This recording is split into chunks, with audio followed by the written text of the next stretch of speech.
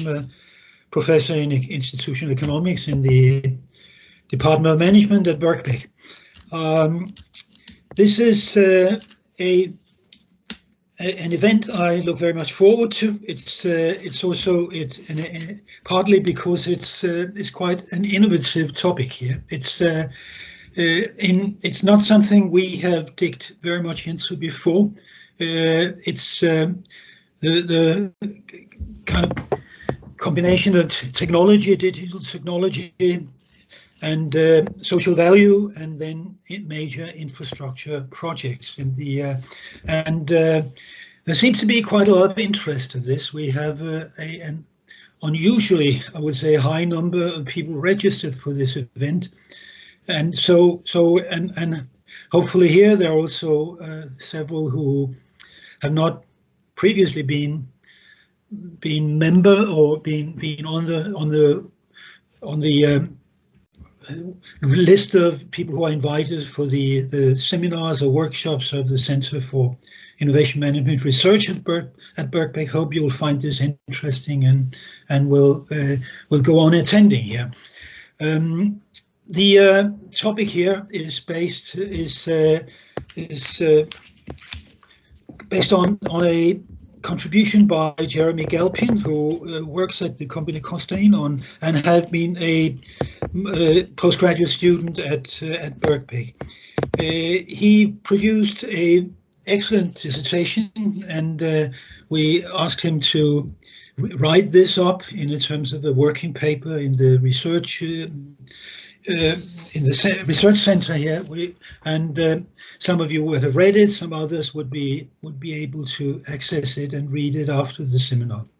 Jeremy has also been instrumental in inviting people for the panel here, and we have an excellent panel with people who are on the cutting edge of various aspects of this topic we're discussing today, have cutting-edge knowledge and also practical experience about it, and look forward to the debate among panelists and the audience and Jeremy here.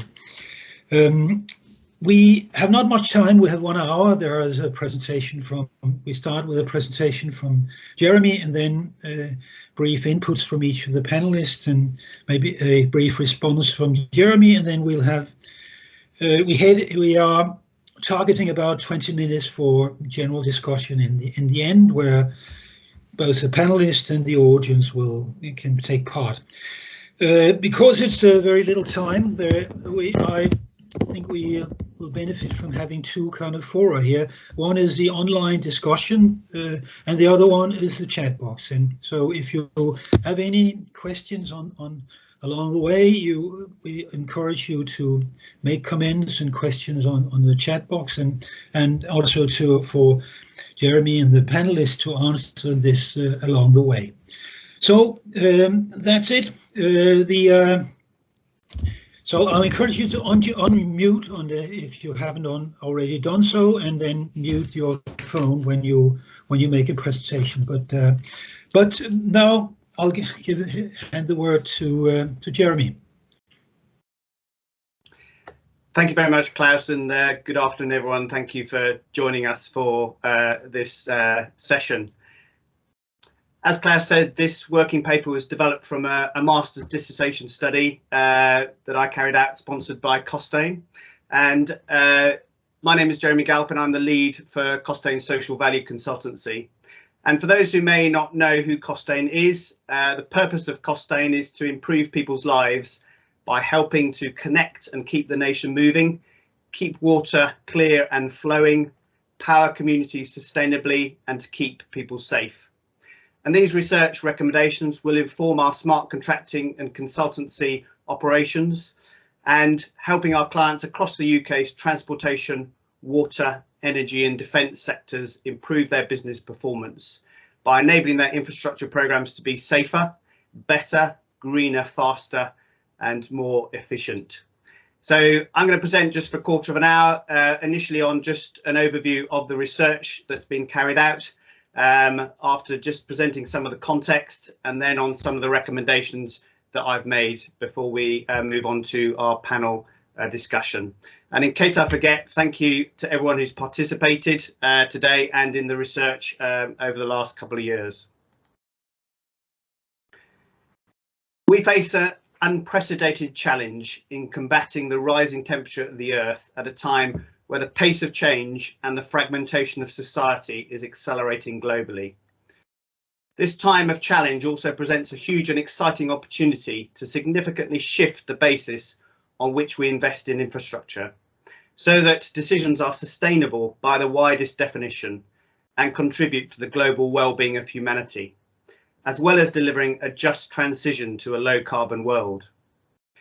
The shift in policy context with respect to social value in the last 3 years is quite remarkable, and we have learned from the COVID pandemic that governments and society can make dramatic and significant decisions when critical.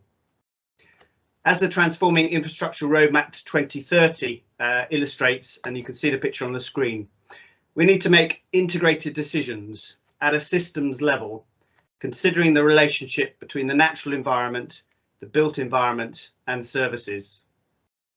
The decisions we make must be both aligned with global societal outcomes represented by the UN SDGs and on policy that reflects our values as a society.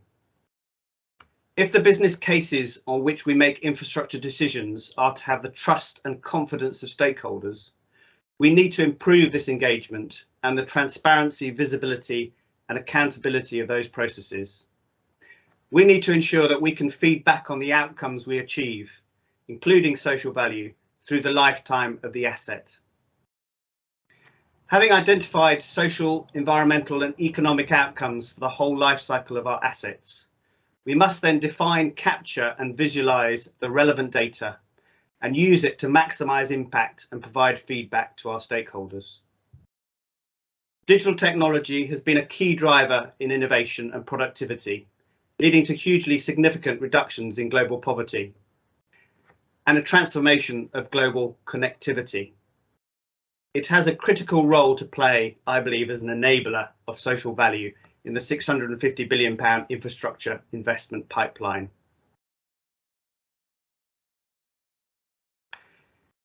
The primary aim of this working paper is to inform readers as to what opportunities exist to use digital technology to maximise social value through major infrastructure projects.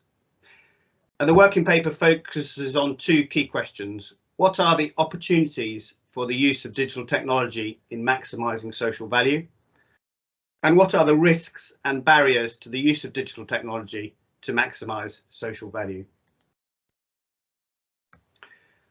A critical appraisal of the literature leads to the conclusion that there is a significant lack of research into the intersection between digital technology and social value. The consequence of this is that social value is not being maximised. This is in part due to the rapid pace of technology and the lag in the equivalent academic research, but additionally a lack of integrated cross-discipline research into social value. The majority of the literature identified is in the intersection between social value and infrastructure, as you can see in figure 6. Limited literature has been identified on the use of digital technology for social value. And the focus of this research is to address the even more significant gap in the intersection between social value, digital technology and infrastructure. The research interviewed a total of 12 participants in the 5 categories of social value leaders or specialists, technology leaders, asset owners, project managers, or social value practitioners and policy influencers. And the interviews were carried out in the midst of lockdown between the 1st and 20th of August 2020. And 12 recommendations are made related to policy implementation, the definition and specification of social value, improving the measurement of social value, enhancing stakeholder management through the delivery of social value, and the upskilling of managers. So turning now to the recommendations. The first one is about refining the definition of social value. So my first recommendation is that an up-to-date, context-specific definition for social value in the infrastructure sector should be agreed and embedded into policy and practice. And the working paper covers some of the existing definitions that are in place. And I've put this definition forward for consideration, that social value for infrastructure assets is both the intrinsic and extrinsic impact of the asset on the well-being of society throughout the asset's life cycle. I'll just read that one more time. So social value for infrastructure assets is both the intrinsic and extrinsic impact of the asset on the well-being of society throughout the asset's life cycle. So what do I mean by intrinsic and extrinsic? So intrinsic social value is the social value belonging naturally and essentially to an asset. This social value needs to be considered at optioneering stage as part of the development of the business case and balanced with environmental and economic benefits. And the value toolkit is one mechanism for this. This social value will be embedded into the technical specification of the asset. An example of this is the Tideway project, where the intrinsic value of the super sewer is in cleaning up the River Thames. What is extrinsic social value? So that is the social value that is over and above the intrinsic value of the asset and is not essential to the functioning of the asset. And to give an example, again on Tideway, that is the volunteering that we do in the community. It adds social value, but it's not essential to the delivery of the asset itself.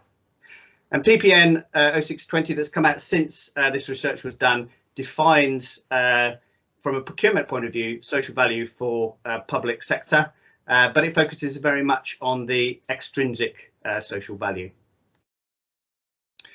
Second recommendation is around MultiCapitals Approach, a holistic approach to the implementation of social value using a digital framework based around a multi-capitals model for the achievement of policy objectives on major infrastructure projects.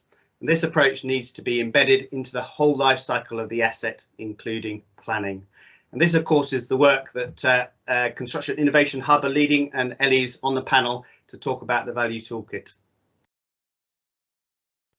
Now, this is a more controversial one, perhaps, the opportunity of social media.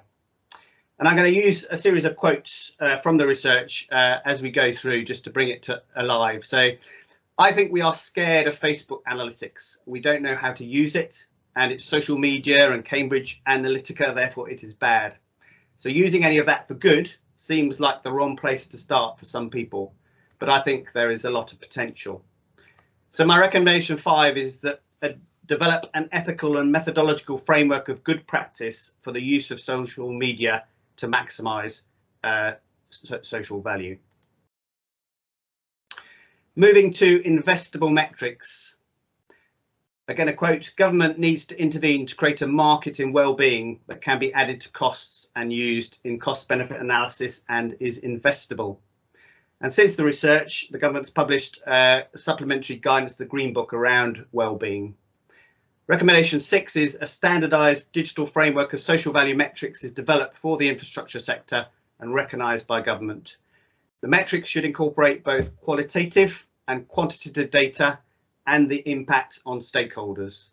And these metrics are developed together with regulators and the financial sector to move to investable metrics linked to societal well-being. The next opportunity is using a systems level approach. Again, a quote, to define value, we need to bring all the data together to understand the interactions within the system and across multiple layers. Once we start integrating these systems and layers, there is huge potential for future scenario mapping. For example, how does improved biodiversity affect people's well-being? So my recommendation 7 is to embed social value data into digital twin development, enabling better decision making on social value across the whole life cycle of the infrastructure asset. And Mark will talk a bit about this and the work that Costain are doing with Anglian Water on the panel. Measuring outcomes and impact. Again, a quote, I think we have learned in the past 3 months that digital is not a perfect substitute for physical relationships, but it is a lot less worse than we thought and can be 70 to 80% as good, but you can do 5 times as much for zero carbon. Recommendation 9 is to leverage digital tools, including artificial reality, virtual reality, and apps on mobile devices to make the collection and measurement of primary outcomes data context relevant and proportionate to the benefits.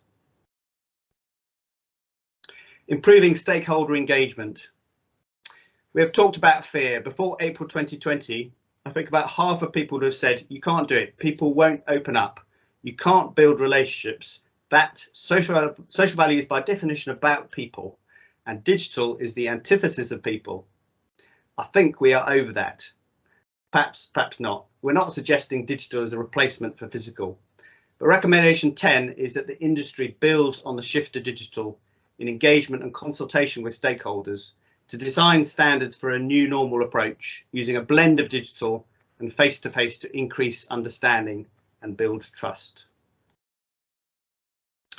And a related one, capturing the stakeholder voice. And I know this is very close to David's heart from Commonplace. The collective has more weight in terms of making change happen.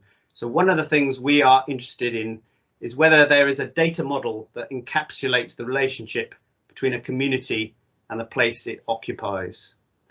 So recommendation 11 is that digital tools, including emerging social software platforms, artificial intelligence and mobile devices, are used to enhance stakeholder engagement and present the data voice in real time, creating a continual transparent conversation around place, integrated with social media and using the wisdom of crowds to improve decision making.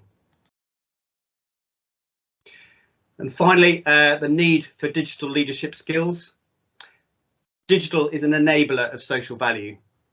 But in this quote, the case is yet to be made as to whether digital actually increases the social value delivered or enables the delivery of social value more effectively and efficiently. I'll be interested to see what the panel think about that. And then a comment about people's understanding about data. People don't really understand data from a legal perspective. They think data is a bit of a free-for-all. They think they own data, but they don't. The truth is no one owns data. There are rights, restrictions and obligations that apply. So recommendation 12 is that managers are upskilled using digital learning, of course, to maximise social value, including contracting, accountability and management processes, the risks and opportunities of data management and digital security. And there's a whole suite of digital leadership training available on the Supply Chain School if you're interested.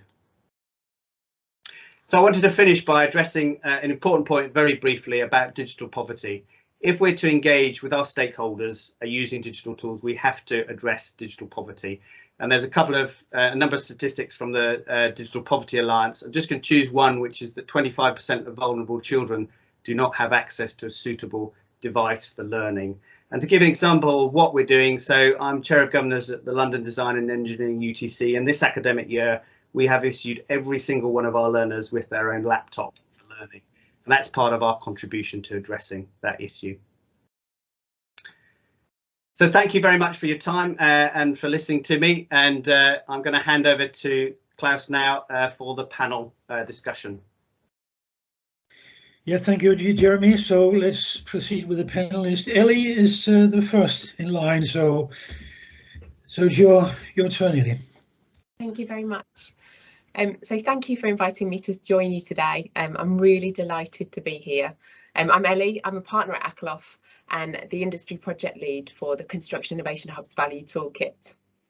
So by way of introduction, I led social impact in the community team for a tier 1 contractor for just under 10 years.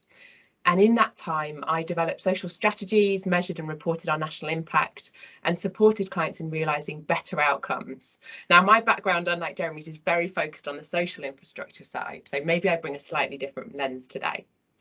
Most recently, I've been central to the development of the Value Toolkit, which helps clients define, measure and realise better social, environmental and economic outcomes, as referenced in Jeremy's paper. In addition, I'm proud to lead ESG for Akerlof and I'm an active member of the social value community. In my time in the built environment and social value, the role of digital technologies has changed almost beyond recognition, but the potential is still exponential. With digital technology, my view is that we can hear from unheard voices and make our design and planning process more accessible and inclusive. We can evaluate options to optimise the outcomes.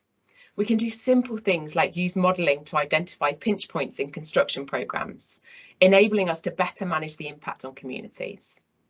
Crucially, and something we really advocate for in the Value Toolkit, we can create a thread between investment decisions and the actual outcomes realised, so that we can be really sure that we're driving continual improvement.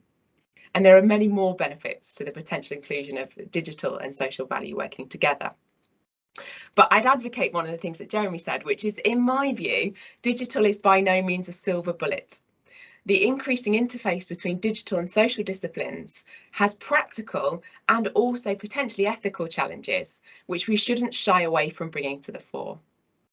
I think we are at a really exciting juncture, and Jeremy's paper and the debate today, from my perspective, feel perfectly timed to support a more structured dialogue on the opportunities and challenges of integrating digital technology and social value.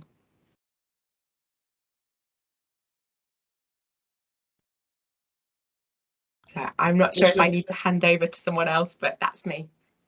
Yeah, thank you very much, Ellie. So we'll proceed with David.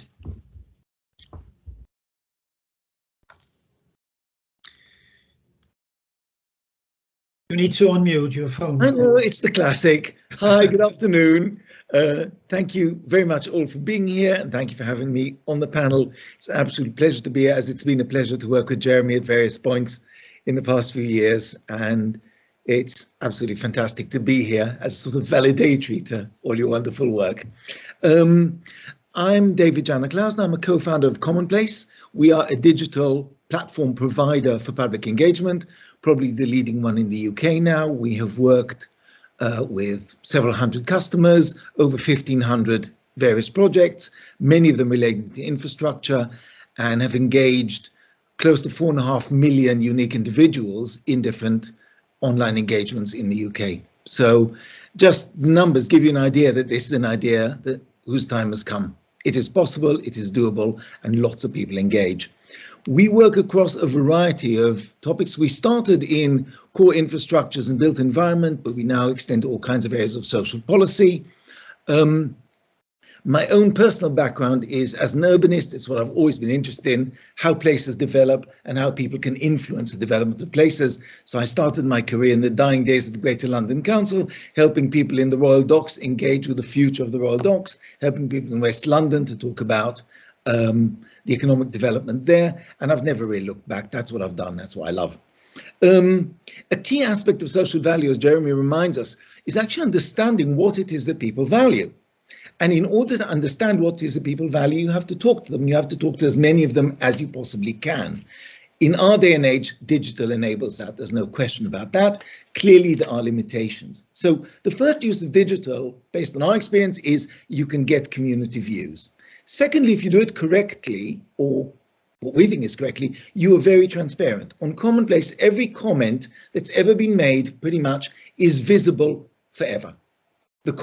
The internet never forgets, and we create a provenance for decision making by retaining consultation websites indefinitely at our expense after licenses expire, because we believe that that's part of changing the nature of the dialogue between authorities that precipitate change, and they vary, and communities.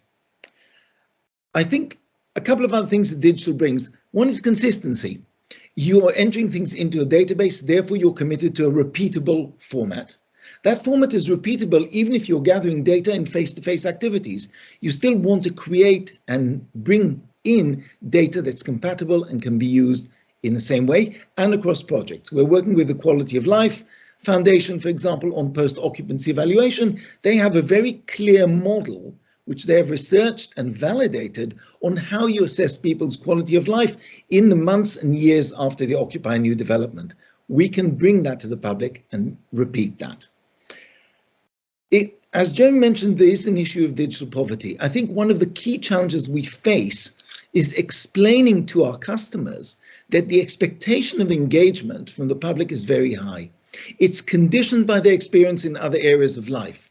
It's not like it used to be that engagement is a consultation episode that happens and then you have a gap of years before somebody comes back to you and tells you, oh, now we've decided to do this. Yes, lots happened in the 2 or 3 intervening years, but we know nothing about it as the public. Amazon wouldn't treat you that way. Even your water company doesn't treat you that way anymore. So why should other areas of decision making? So a key challenge is for infrastructure developers, for other people who affect the built environment and communities, to understand that they need to have a continuous engagement strategy for the duration of their project, which starts pre-planning and ends, if it does at all, post-occupancy. Within that, there's room for digital, but around digital, you have to think about the people who are not going to be online. You can use digital to identify who is not online and direct the boots on the ground resources to where you have gaps. So digital may not reach everyone, but can help you hugely to reach everyone. I'll stop there.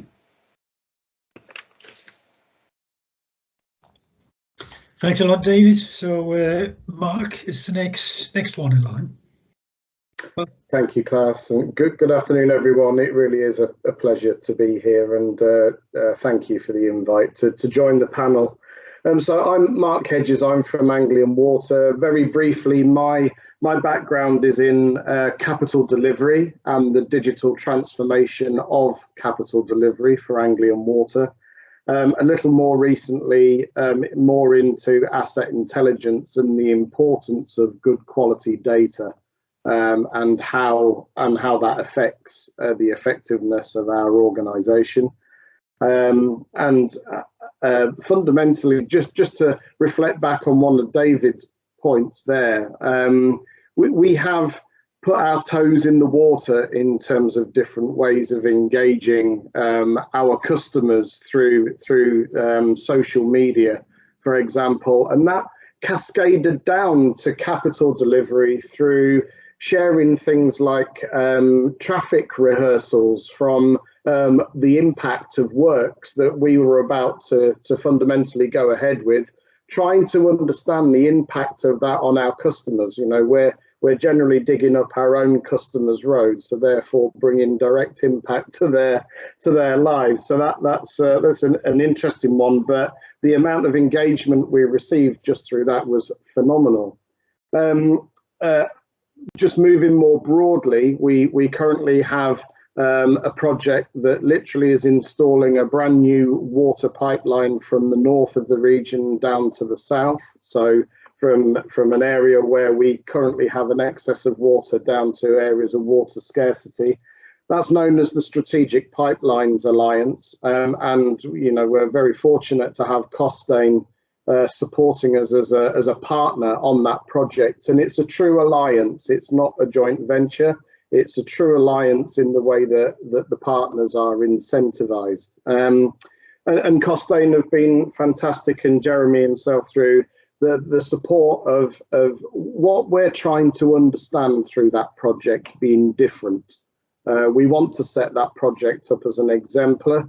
The project has a sustainability delivery group, and Costain are very active in that group, and we've been very impressed by their engagement and their drive actually towards helping us understand, yes, the social part of our 6 capitals framework, but also other parts and how we can make the most of that. So fundamentally understanding that. And Jeremy's work has sort of helped us understand how we might take that initial toe in the water approach and go from good to great. And it's great to be part of the panel. So thank you.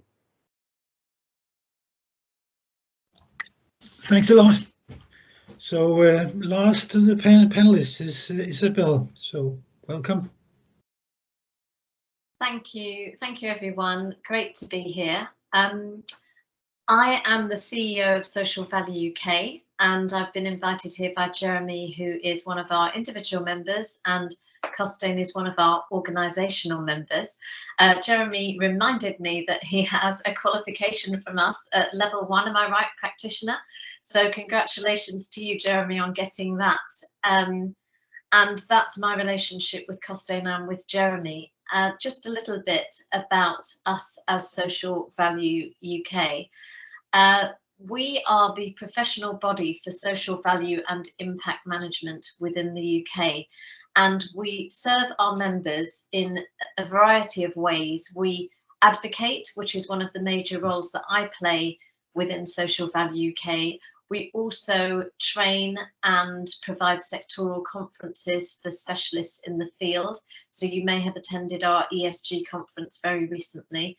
Indeed, Ellie was speaking at it, so very, very professionally, I might add as well. And we also provide a networking facility for our members and try to join communities together that are interested in social value and impact management. And finally, as I've mentioned, we provide training and standard setting for social value and impact management as sectors. So that's the work that we do. In terms of my role, as I was mentioning, I was recruited specifically to advocate. That's my background.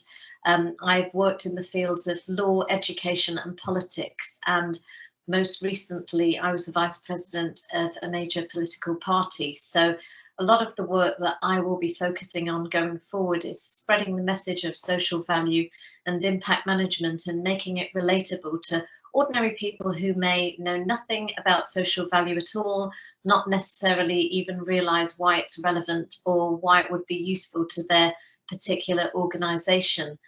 And in being invited here today to look at Jeremy's paper, which was excellent, absolutely outstanding, we're also here to contribute to the debate. And some of the principles that we operate by are particularly relevant here. So Social Value UK operates by 8 principles. 3 of them I think are really important when it comes to digital technology. So the first is all about engaging stakeholders, and we've heard a little bit about that already from our speakers. We also have a principle of valuing what matters. And another principle that we have, our new principle 8, is being responsive. And in the digital technology space, what we would argue for is that the engagement of stakeholders really has to engage with stakeholders across the board. And Mark has spoken a bit about that in a very impressive way. And it's really important within this space not to focus exclusively on leaders, on managers, on practitioners, but to hear the voices of people who are impacted by the projects that you are running. So who are the shopkeepers who may be impacted by the roads that you are building?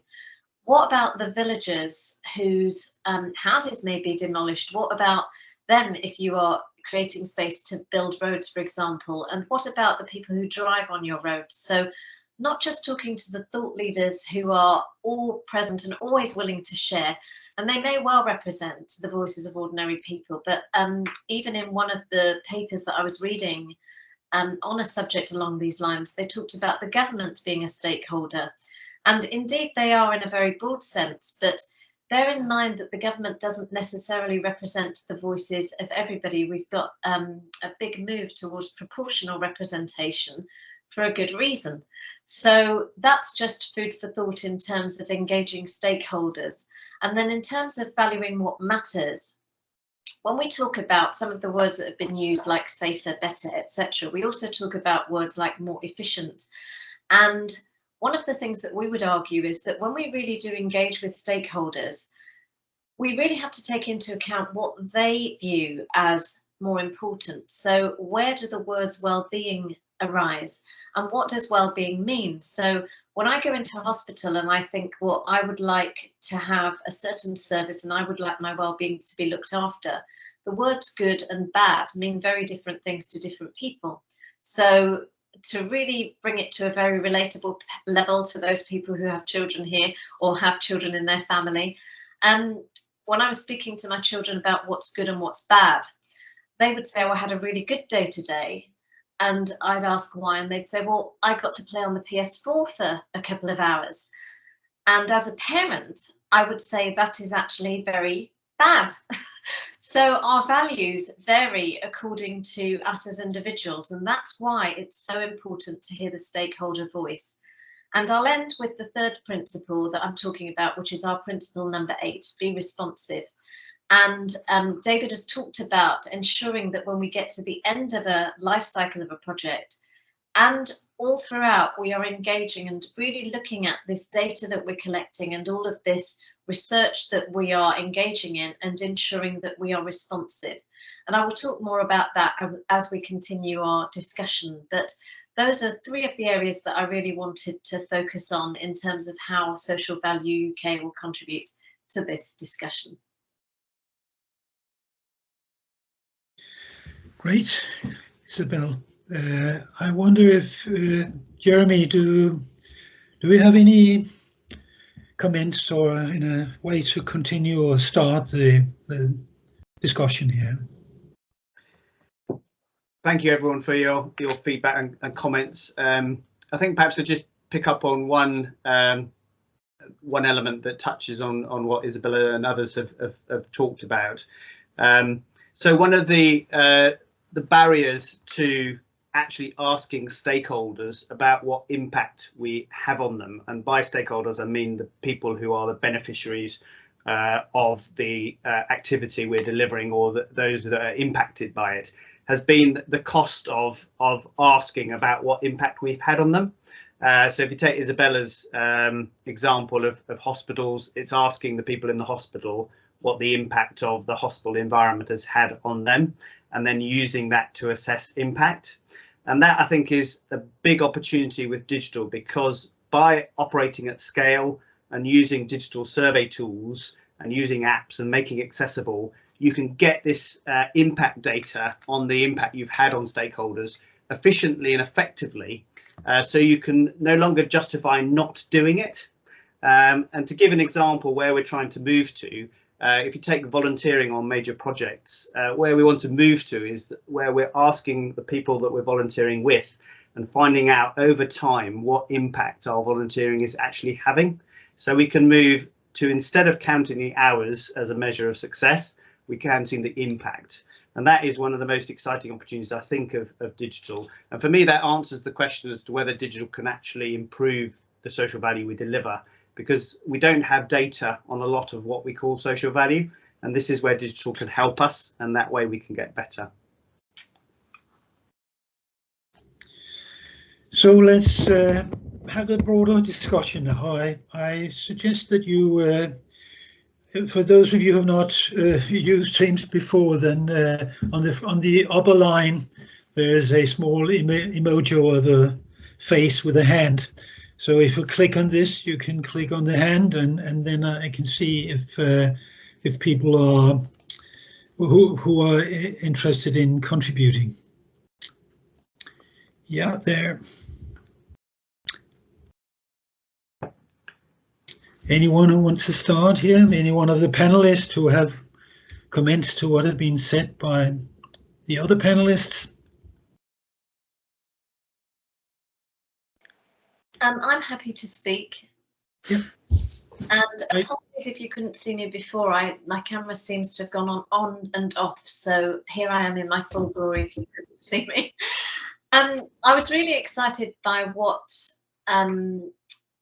David had to say in terms of, I think you mentioned Amazon at one point, and some of the slides that I had prepared to show you would have been very exciting, except I won't interfere with the technology here and try to attempt, but I will describe what I was going to be showing you. And this is what excites me about the use of digital, because one of the comments within Jeremy's report talked about feedback from about how scary in many ways it is about the capability of what digital can achieve, and it's somewhat breaches of privacy and the invasion into our personal lives. But there is also an exciting element. So I screenshotted some of the recommendations that Amazon has got for me. And I'm one of those people who, when I go online, adverts make no difference to me. I'm pretty impervious to adverts in the sense that I screen out or I filter out what I see. But I was looking at Amazon today for the purposes of this actual discussion, and I realized that it was recommending to me that I buy a certain item. And I found it very interesting because somehow Amazon had figured out that I have got children in my household. But it was recommending that I actually buy a mug for my teacher to say thank you for the exams that I have just sat. Except I don't have a teacher and I haven't sat exams, but somehow it figured out that I do have children who have. And that might well have motivated me to buy that mug.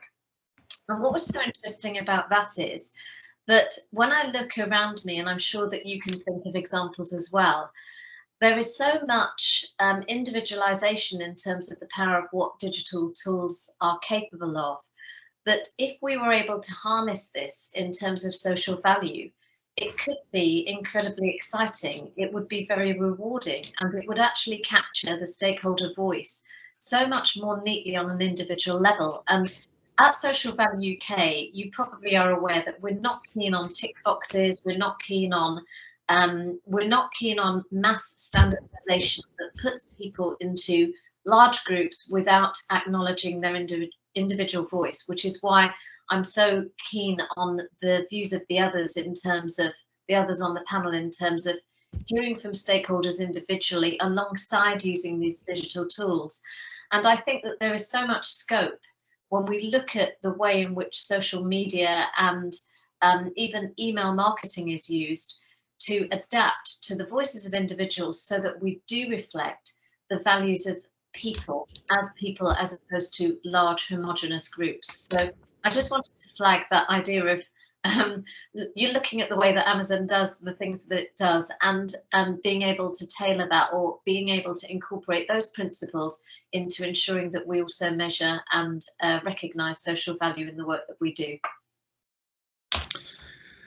Thank you, Isabel. In the chat box, there was an interesting question now about the tension between the digital tools and the issue of digital poverty. And David will have a response to that. Yeah, a couple of things. I mean, I think the question is slightly provocative because it's asking a tool to resolve societal conflict. And I think that would be an abdication of responsibility by people who in a democracy we elect to prioritize and make ultimate decisions. The question is, can we help these decisions be better informed and therefore more acceptable to communities? And can we, by asking properly and in a timely manner, also mitigate some of the friction that goes into these large debates, or debates on large infrastructure and small infrastructure, and therefore make the decision-making process more efficient, more transparent, therefore slightly cheaper, and also allowing for more mitigations for things that we find out quite early on that people care about and maybe we can't address directly. So to give you an example, quite some time ago we did a consultation on a railway station in South London, and it was clear that one of the sectors that was going to be damaged if that station area was closed for a long time was particular barbers and hairdressers serving a local ethnic community. And by knowing that in advance, space could be created by Network Rail, as it then was, to actually accommodate those services so they could carry on helping the community, which meant that those shopkeepers and their customers were less resistant to the idea of the redevelopment. So knowing that in advance enables you to sequence differently, to create mitigations in advance. And it may be that the development will still be unpopular with quite a lot of people, but nevertheless, you will have shown yourself to address some of the concerns. Ultimately, you will not please everybody all the time. And a platform may be able to statistically average what people want, but that won't necessarily be the optimal decision to make. So there's always a balance to be made there. I think the other point was about how do you collect voices and avoid bias, given the fact that some people have that there's differential access to digital. So we don't go quite as far as what Isabel was suggesting, that we actually know everything as much as Amazon does, but we do know enough so that we can identify where there are gaps in engagement, as I was saying earlier. So you can go and address those gaps in a variety of imaginative ways, and digital gives you ways of doing that. To give you an example, on an engagement website, you can provide space for particular community groups to highlight their concerns, their interests, and their activities. They're then incentivized to bring in members of their community to respond to the consultation as a whole. So you provide a sense of ownership, of curation of the consultation to voices that otherwise would be unheard. I'm thinking, for example, of younger people under 24s who are generally very digitally connected, but not particularly civically engaged. So bridging that, I think, is really interesting. And as I said earlier, it's imperative to have communication strategies that take into account the fact that digital, as Jeremy was saying, can do 80% extremely well with very low carbon, but the remaining 20% is absolutely crucial. Yeah, David, I'd just like to build on that a tiny bit. Just in one of the examples that I was referring to, you know, we did share an animation, both of some works we were proposing, but also of a suggested diversionary route for people to sort of take to try to be helpful.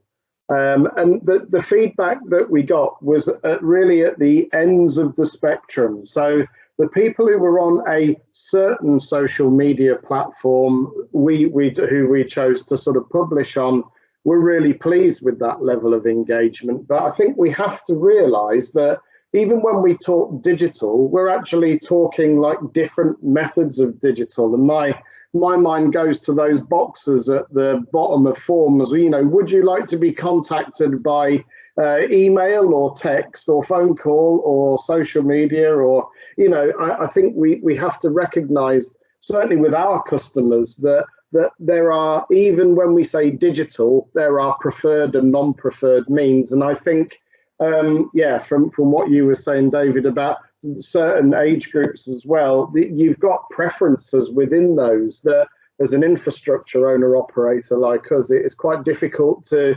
have a one-size-fits-all approach. Thank you, Mark. There is an interesting question in the chat, but Ellie, have you any comments to this kind of theme?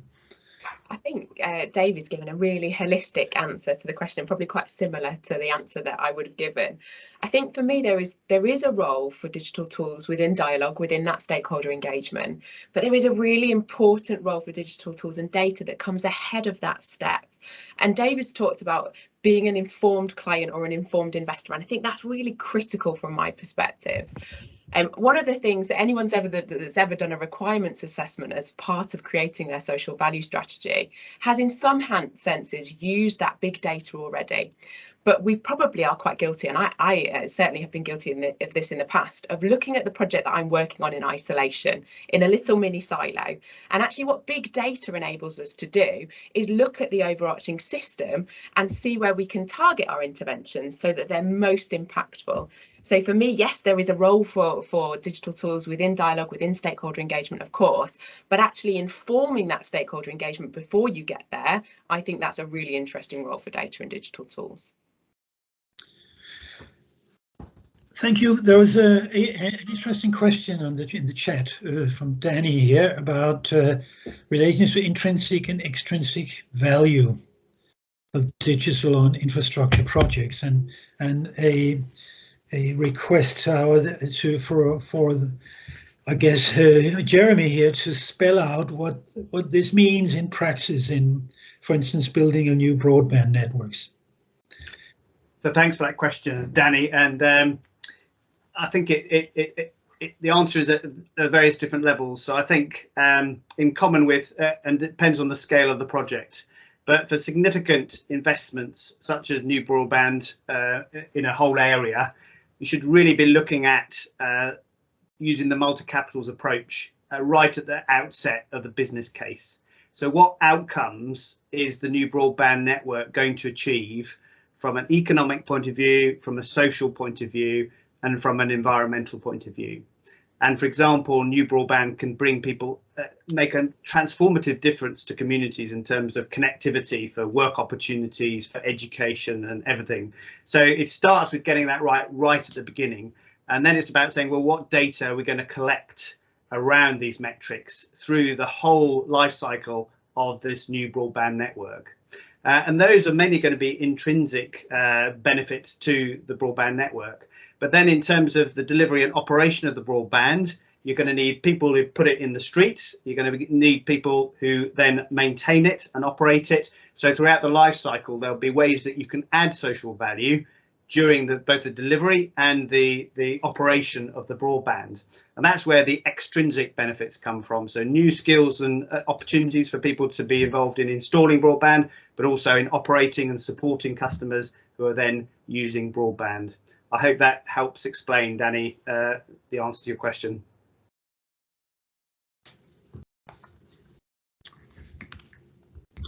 Yeah, there are no one who have any questions at the moment, so if anyone have something, then just raise your hand or make a comment. One of the things that we talk about at Social Value UK in the context of, sorry about this, I can see your presentation. I was just going to share the final slide, which has got the 3 questions that we were dealing with, just to remind people.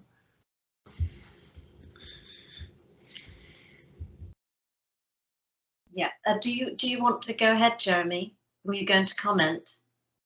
No, just to say those are the 3 questions if there's that we were focusing the panel around. So I think we've begun to deal with all of those, but if people have got questions related to those, or we haven't quite dealt with any of those questions, it's just to remind people.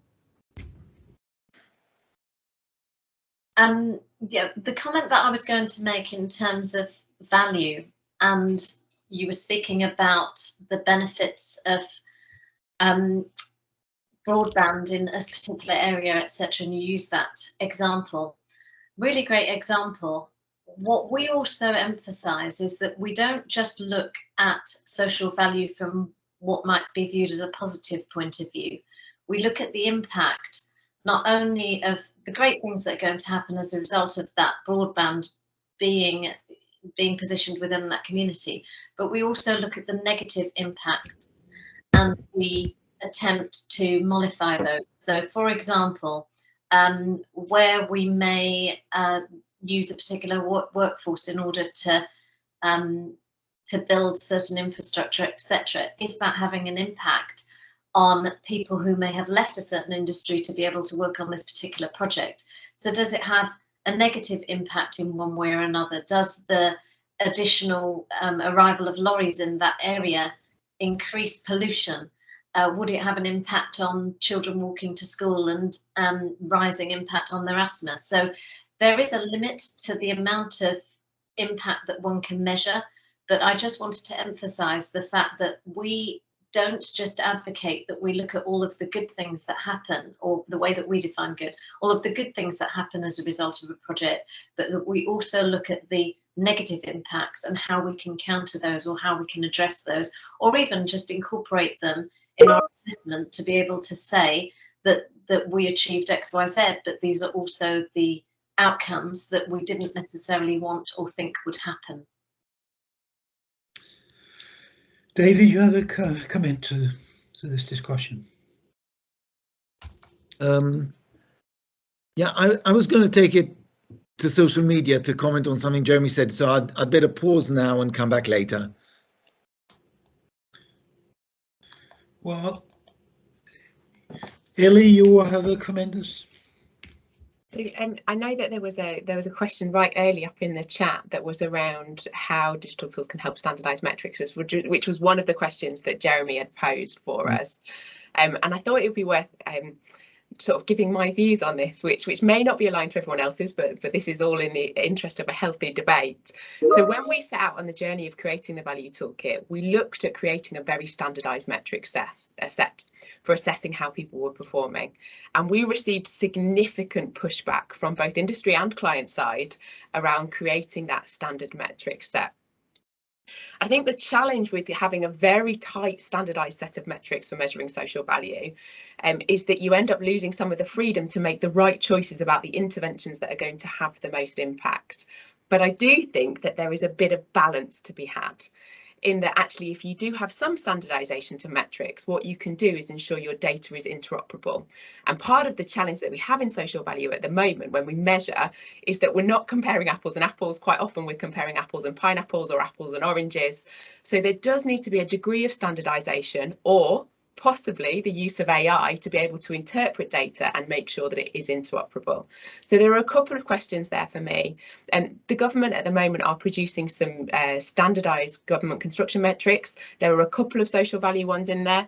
For me, this is an interesting and potentially proportionate step towards standardising metrics. Thank you, but I think it's your turn now, David. Yeah, just from our experience on standardising, I completely agree with Ellie. You really need to allow for freedom. It's good to have a core of repeated questions across the piece. We did some work with Highways England, for example.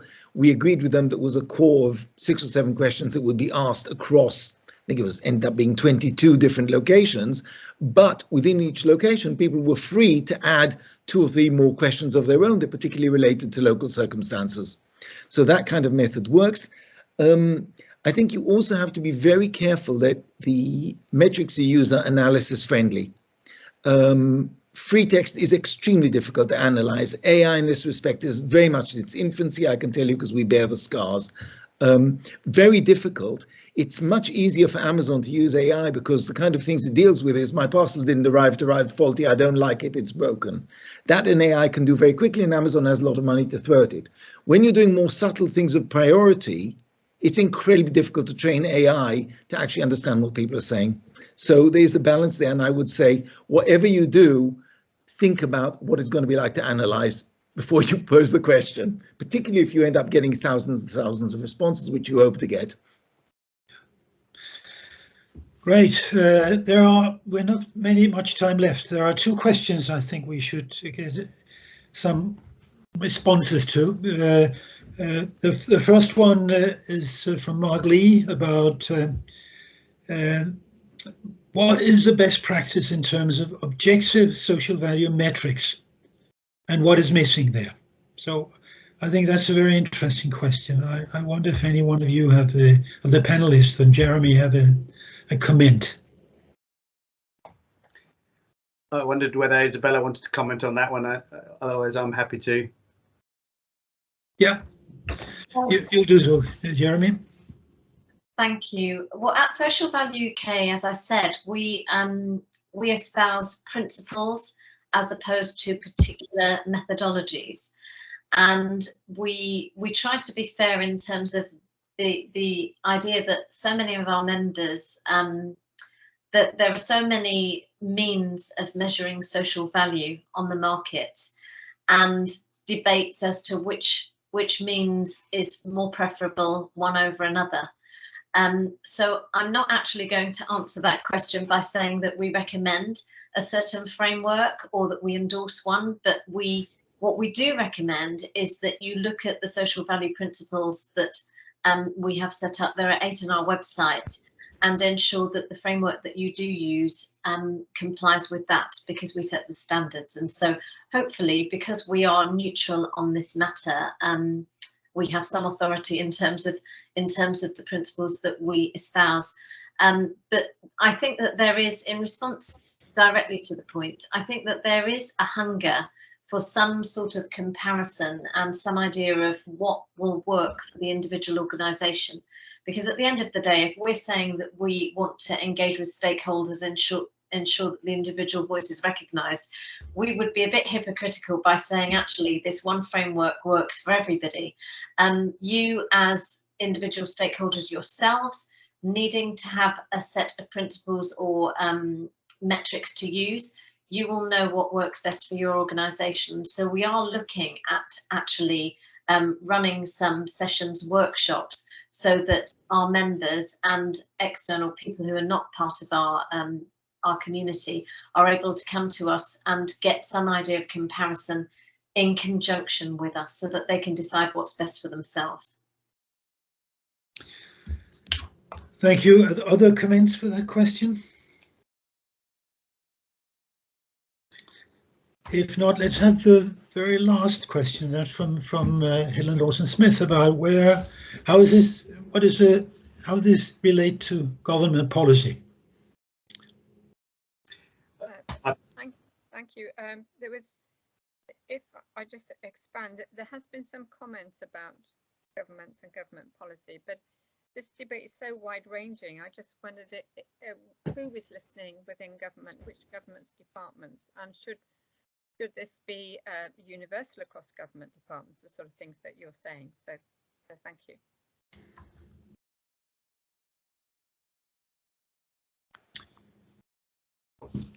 Anyone who wants to comment on this? So I can comment from my experience of the Value Toolkit. I think government are absolutely focused on achieving better outcomes for the investments that they make. And in my experience, that goes all the way from Cabinet, Treasury, through to IPA, our Infrastructure Performance Authority, and Crown Commercial, and then into the local authorities as well. So I think it is really a priority at all levels of government at the moment, because ultimately they need to be able to demonstrate that where we are making investments, we're making the right investments to realise the best outcomes for both our natural environment and also our social environment. So for me, in my experience, it certainly is a high priority at the moment. There, people are nodding here, so I think we have run out of time now. So I'd like to thank everybody here for their contributions, not least Jeremy and the panelists. And I see some of the last input on the chat that it's a very interesting debate, a lot to follow up on, and so on. And it seems to me that this has been a very good debate. It's wide-ranging, but it's in many respects an eye-opener. But I also think it's in a sense it's kind of a beginning in the sense that there's a lot to do here and I think this kind of combination of research and more practical application here is very, very encouraging. I think what Jeremy has done is what is ideal in terms of what you will do when you start when you do research in an area where there's very little. So to do proper literature review and to make some expert interviews. Yeah, so that is a great, and that would lead to other questions hopefully. So you could say about case studies, about more testable hypotheses, and also links to theory and so on. I hope we can go on from here, and I hope that also the panelists would be interested in contributing. So it's not something we have discussed, but I think this debate would encourage us to do so. So hopefully we can be in contact, and also people who attend